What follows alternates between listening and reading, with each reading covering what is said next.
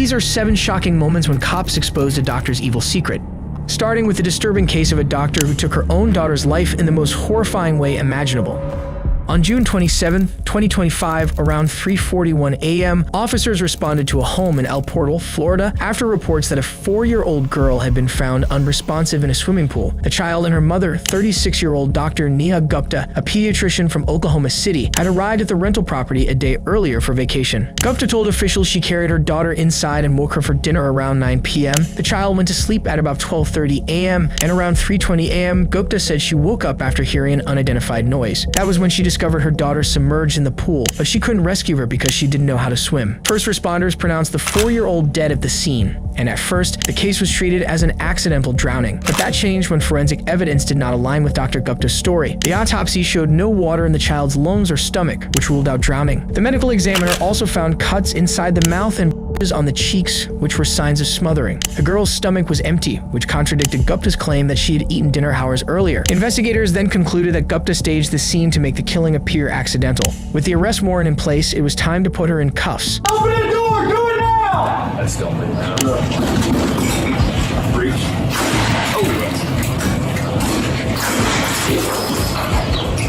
Neha Gupta, come to the front door! Do it now! Breach. U.S. Marshals, we have a warrant for your arrest! Come to the front door!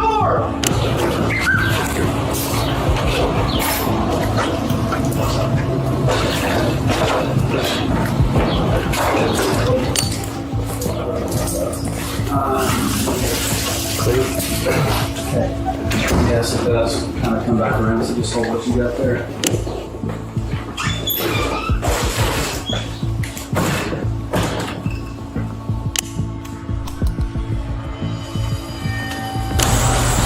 Hands! Come out! Contact On the ground. Come here. Gupta was found hiding in a laundry room before officers took her into custody. She was extradited to Florida a few days later, where prosecutors reduced the initial charge to aggravated manslaughter of a child and later to second-degree murder. She pleaded not guilty and remains held without bond at the Miami-Dade County Jail as she awaits trial. At least Gupta will answer for her cruelty. But what happens when a caregiver impregnates an incapacitated patient? It all started on December 29, 2018, when Phoenix PD responded to Hacienda Healthcare in Arizona after receiving a report that a patient in a vegetative state had unexpectedly given birth. A caregiver had opened the woman's diaper and was stunned to see a baby's head. What followed would expose one of the most unsettling cases the department had ever seen. I was in the room, and I was like, oh my God, he's right there. So what happened? What do you see? She just stepped out because she's just in a little shock? Yeah, Okay. she's very emotional. Only allowed to have female caregivers. Okay. So I know mom, sister, and brother have been here to see her, but they see her out in the day room. I'm the UL. I'm in charge on the weekend. So during the week, I only work Friday, Saturday, Sunday. Does she get male visitors other than family? Does she ever go home? That's Wendy doesn't go home at all. Okay. She never goes home. When I looked, it wasn't really had the baby coming. Okay. Did anyone know she was pregnant? I didn't know. I didn't know she was pregnant. Do you know how the visitations here work? Honestly, no. Honestly, no? Okay. And then does she have any male staff that work with her? No. Are there any male janitors, anyone that goes into the rooms unattended by themselves, as far as you know? I don't think so, no. Okay, and she just has a full female staff, usually. Yes. Okay. Okay. And she never goes home, as far as you know? As far as I know, I've never seen her go home at all. And then as far as you know, the only people that are visitors, just family? Yeah, mom, dad, mom, sister, and the brother. We And have staff, or anyone that has male access. staff, but Yeah. Wendy is only female care only. Okay, so no males ever go into her room, allegedly. At first, there were no clear suspects, especially since the victim had only been cared for by female caregivers. Checking the visitation logs for male visitors led officers nowhere. But soon after, DNA testing linked a nurse at Hacienda Healthcare, Nathan Sutherland, to the baby. Nathan was arrested and later pleaded guilty to sexual assault and abuse of a vulnerable adult. In December 2021, he was sentenced to 10 years in prison. The facility faced major scrutiny over how the pregnancy went unnoticed, what kind of supervision was lacking, and how safeguards for incapacitated adults had failed so severely. But what happens when cops expose a fraudulent nurse who's been living under a fake identity? It all began on July 3rd, 2023, when 29-year-old Autumn Bardisa was hired at Advent Health Palm Coast Parkway in Palm Coast, Florida, as an advanced nurse technician under the supervision of a registered nurse. She claimed to have passed the national exam and held a valid RN license, a claim that turned out to be false. After an investigation, the Flagler County Sheriff's Office obtained a warrant for her arrest. But this was only the beginning of an even more shocking discovery. Hey there, are you Autumn? Yeah. Can you step out of the car for me, please? Sure. Do me a favor, just turn around and put your hands behind your back. Oh, wait, what's going on? Put your hands behind your back. Okay, my Hold tight. car's across the street. Okay, all right. Am I being arrested? You are. Yeah. Wait, Hold on, okay. hold on. Can I ask, but can I... We have plenty of time to talk. There is a felony warrant for your arrest, okay? There is a bond on it, okay, which is good. It's, I believe, $70,000 is the bond amount, okay? You know what all this is about? Not really. I kind of had something with the Department of Health, but I have my license. Okay. And I thought it was squared away because it's clear and active. Okay. So that does stem from this.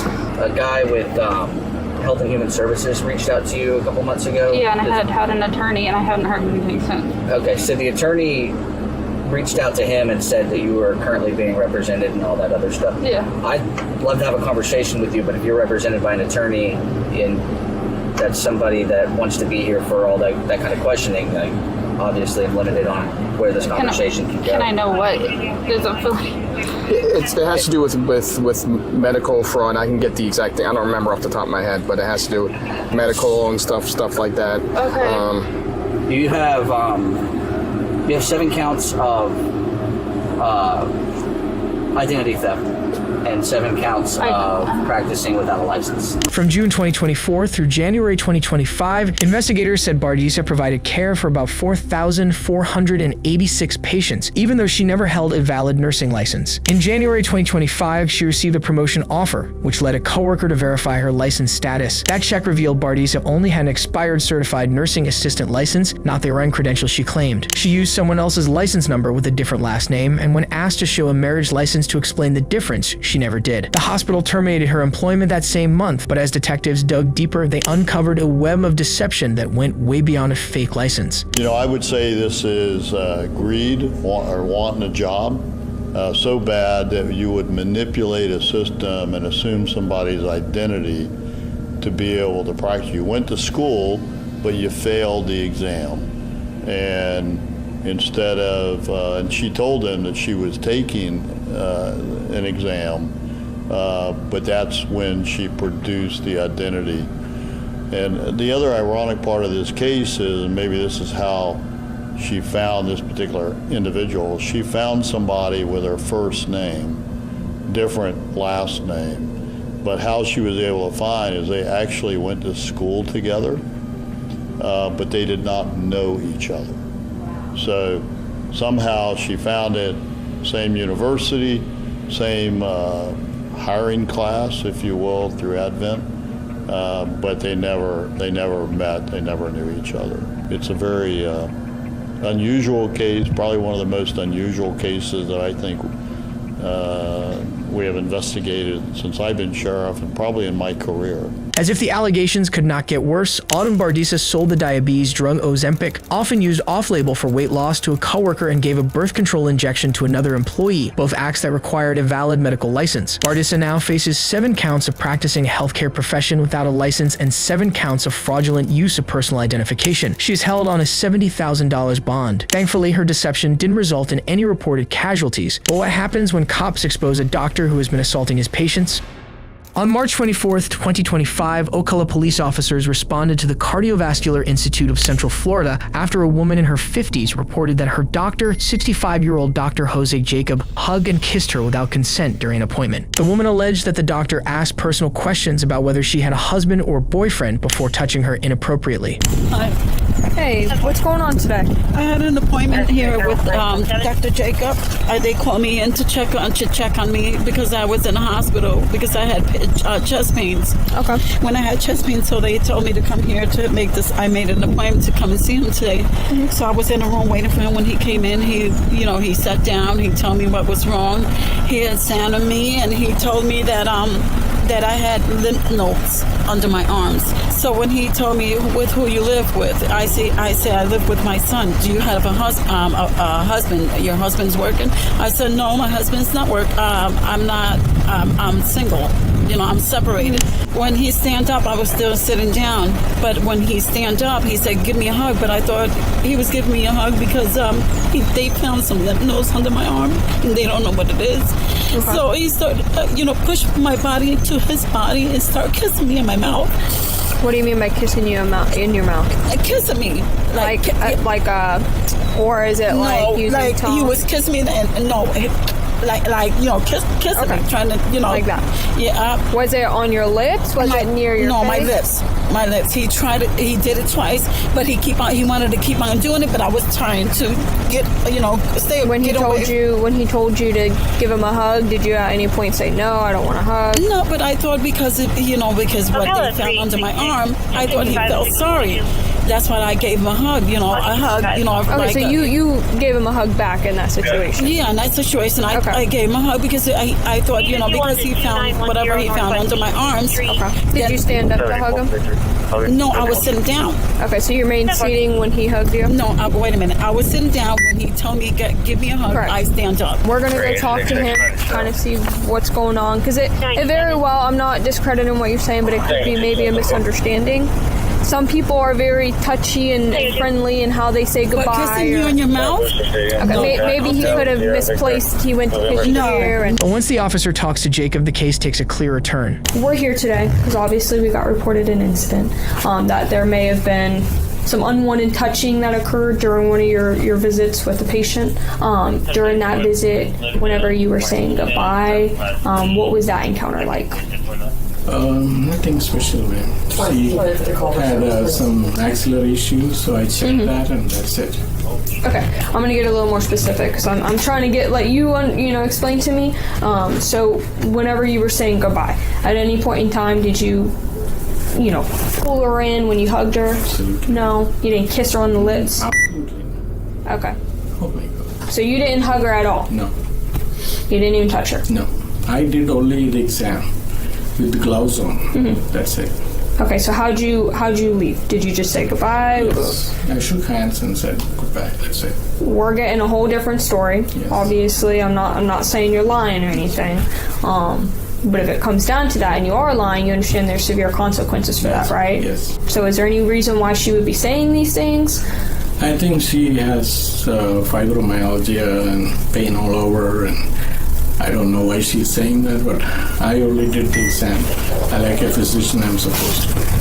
For someone who treats countless patients, Jacob never bothered to ask which one the case involved, almost as if he already knew. But when cops speak with staff members, what they uncover is deeply disturbing. I guess we're trying to figure out, is this normal behavior? Has anyone ever reported anything like this? I have had one report.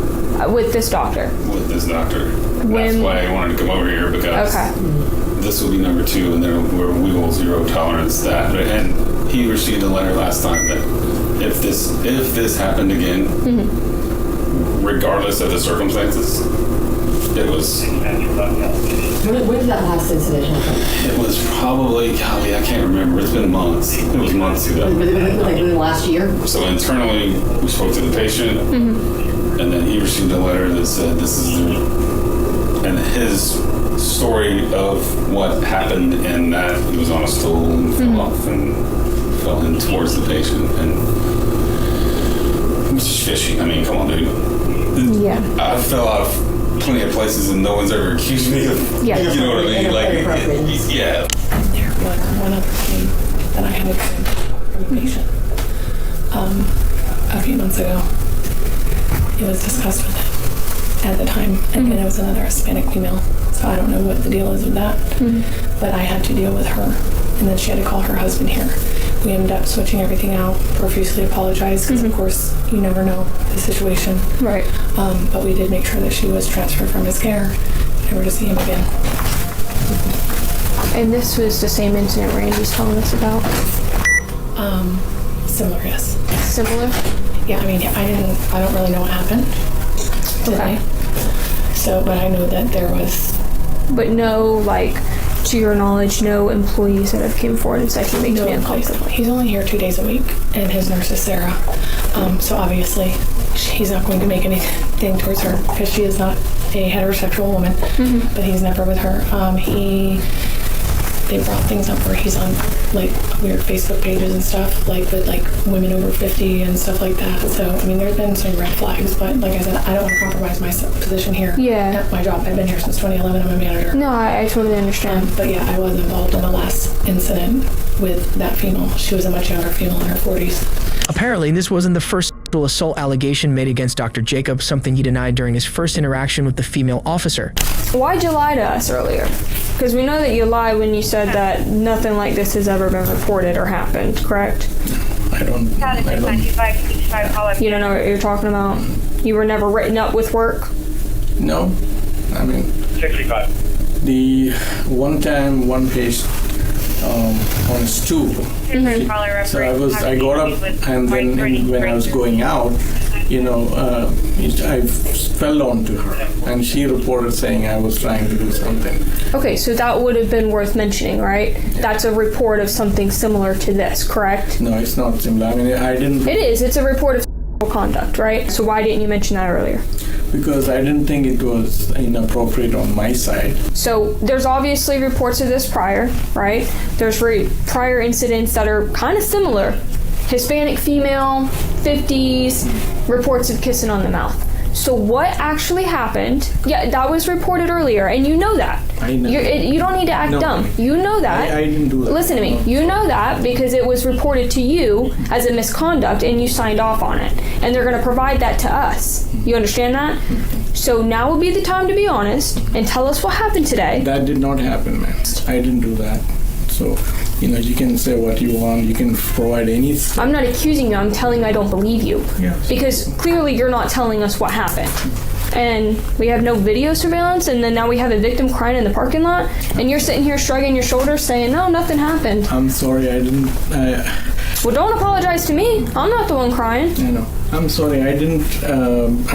looking back, I don't think I did anything that would make someone cry. I was only trying to comfort her. Okay, well, we'll figure that out. Give her the courage, as a physician, give her the courage to face what she's got going. That's all I did. Given that the victim's account matched earlier complaints from other women and Jacob's story was inconsistent, investigators found the accusation even more credible. A warrant was issued, and on March 28, 2025, he was arrested by Lake County authorities. Jacob was charged with battery involving a medical professional and a patient. The case was later settled through a pretrial intervention agreement. Under its terms, he had to complete 9 months of supervision, undergo an evaluation, and have no contact with the victim instead of facing full prosecution. If a doctor assaulting his patients violates the very trust that defines his profession, how does it compare to when cops exposed a doctor for poisoning IV bags? In the summer of 2022, staff at the Surgicare Center of Dallas began noticing that healthy patients were suffering sudden cardiac emergencies during routine surgeries. The situation turned deadly when Dr. Melanie Kaspar, an anesthesiologist at the same clinic, took an IV bag home to rehydrate herself on June 21st, 2022, and died within hours. Following her death and the growing number of medical emergencies, federal and local investigators, including the U.S. Food and Drug Administration's Office of Criminal Investigations and Dallas Police, launched a probe and soon stumbled upon a crucial piece of evidence. In one of the videos, Ortiz can be seen taking IV bags from this warming bin and then replacing them right after. And those bags were then carried into operating rooms, and the patients the IV saline was given to, they suffered these sudden cardiac emergencies. You have another video where Ortiz is seen taking a vial out of a cabinet and an IV bag out of the warmer. In another one, Ortiz walks down the hall, opens the warmer, looks inside, shuts it again, possibly checking to see if the ones he tampered were still in there. There are videos that also show Ortiz mixing up vials of medication and even watching his victims, as Dave said, were wheeled out of the operating room by emergency responders. He has to know what he did. This is Dr. Reynaldo Ortiz, a 60-year-old anesthesiologist who was captured on body cam swapping IV bags and tampering with the warmer. It was later discovered that he injected the bags with strong anesthetic drugs like bupivacaine and epinephrine, which led to deadly medical crises after they were used in operations shortly afterward. Ortiz was arrested and charged with 5 counts of intentional adulteration of a drug, 5 counts of tampering with a consumer product resulting in serious bodily injury, and 1 count of tampering with a consumer product. In November 2024, a federal jury found him guilty on all 10 counts, and he was sentenced to 190 years in federal prison. Authorities say Dr. Ortiz's motive was driven by anger and revenge after facing disciplinary action for a previous medical error. Feeling targeted by colleagues and fearing the loss of his position and reputation, he tampered with IV bags to shift blame away from himself and make it appear that the clinic's problems weren't his fault. It's shocking to think Dr. Ortiz believed poisoning patients would clear his name. But what happens when a nurse shows up to work highly intoxicated?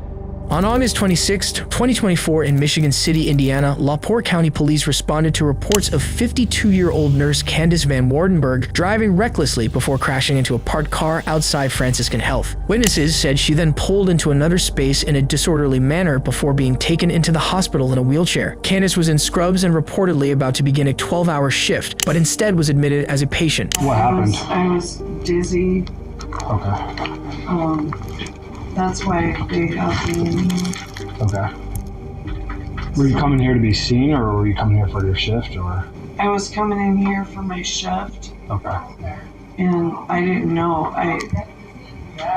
Okay. I was like almost passing out. Okay. Okay. So. What's your last memory? Like, what's your memory like? My memory was, my husband called me, and he said, "You seem off." I drove in, and I thought I could come in, but then I got out of my truck, and I was. No, I got dizzy. Candace claims she had no memory of driving recklessly and only remembered feeling dizzy after pulling into the parking lot. At first, it appeared to be a medical issue. We have to know where you were normal last. Otherwise, there's a risk if we give it to you incorrectly. I get that. I felt bad probably like an hour before I got here. I'm in trouble. Why would you be in trouble? We're just trying to figure out why cars got hit also. I got out of the truck and I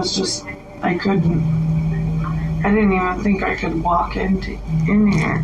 I worked for 6 months because I broke and dislocated my shoulder, and I just came back last week. Okay. I worked 3 days last week, and then this was supposed to be my next week, and okay. Were you drinking at all? I drank this morning. This morning? Just to get myself to go back to sleep. Yeah. I got up like at 3 o'clock this morning. What were you drinking then? Oh, it was just Trulies. The Trulies? Yeah. I drank a couple of those so I could go back to sleep and come to work tonight. Okay. It's not like a habit or anything. It doesn't take long before Candace admits to drinking just before coming in from her shift. It was time to get her to perform a blood test, but the end result was extremely unexpected. I have probable cause to believe that you have operated a vehicle while intoxicated. I must now offer you the opportunity to submit to a chemical test and inform you that your refusal to submit to a chemical test will result in the suspension of your driving privileges for 1 year. I don't refuse. Okay, so the 2 chemical tests are either through blood or through breath, right? And the doctor has already taken your blood and has an alcohol content. That doctor will tell me how much alcohol was in your blood at the time of the blood draw tonight.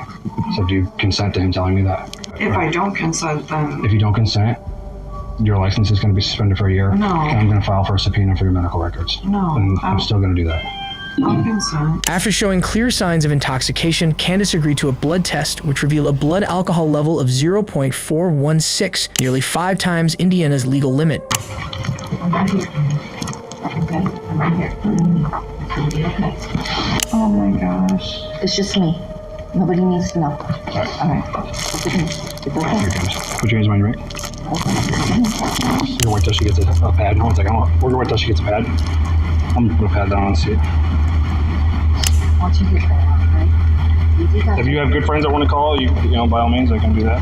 For a nurse trusted to care for others, the result was beyond embarrassing. It was alarming and raised questions about how someone in her condition could have been allowed anywhere near patients. Candace was later arrested and charged with operating while intoxicated and leaving the scene of an accident. Candace will be held accountable for her reckless actions. But what happens when cops expose a doctor preying on minors? It all started in November 2022 when a 13-year-old girl took her own life.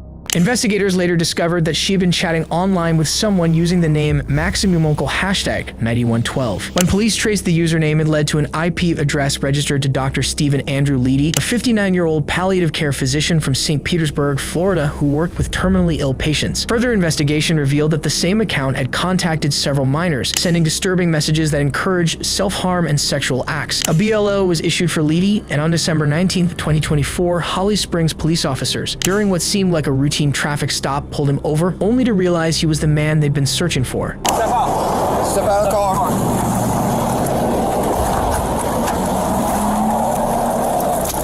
I'm sorry, what's going on? What's your train front and back?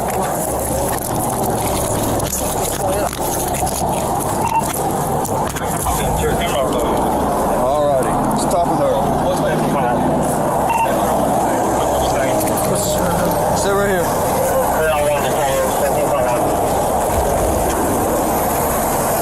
You got any weapons on you? No, sir. I'm assuming this is a case of mistaken identity. I know nothing of a warrant. I'm gainfully employed. I'm a physician.